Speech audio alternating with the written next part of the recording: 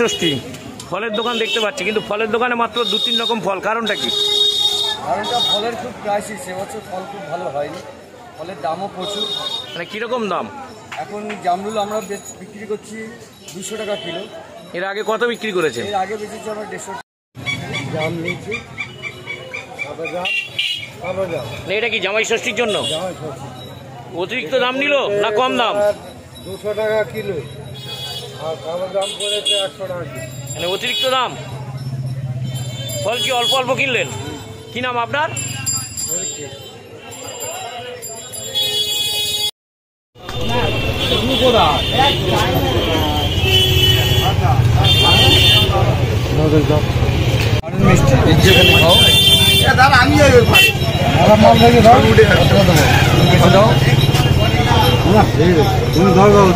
কত দেবো?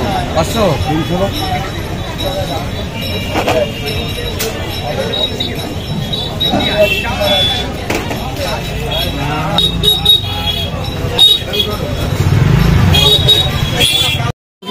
তুমি আমাকে 100 টাকা দিয়ে দাও তো? 100 টাকা দিয়েছেন তো?